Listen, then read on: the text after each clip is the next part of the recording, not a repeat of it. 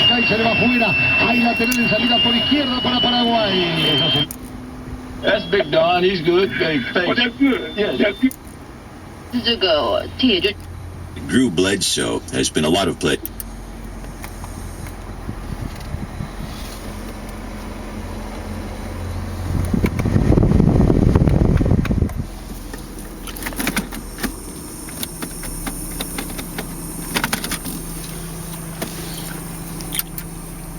That matter, other wines online. The state won't let him. State law effectively says no wine shipments to your house from across state lines. So Drew Bledsoe is in Boston this week, where he has been petitioning for a change and tweeting with the hashtag #FreeTheGrapes. He joins us now. Welcome to the program.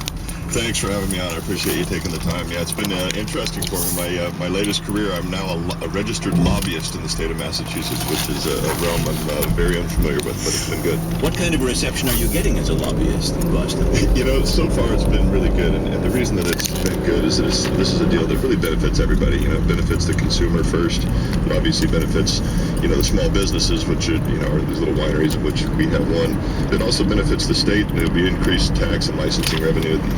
I would assume the argument in favor of this law is that doing away with it would hurt local state licensed package stores, that their sales would diminish if people could order online.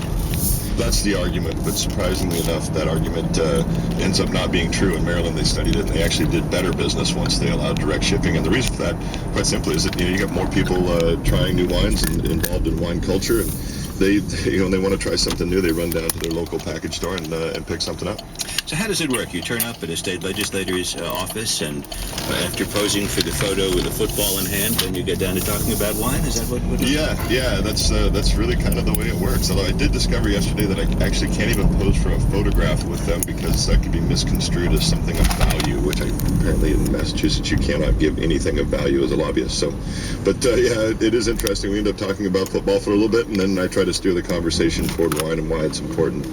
Well, Massachusetts, we should say, is not the only state that still has a law banning this kind of wine ship. I thought there was a federal court ruling that threw out these laws 3 years ago. You know, one of the most difficult parts of the wine business is dealing with compliance in all the different states. You know,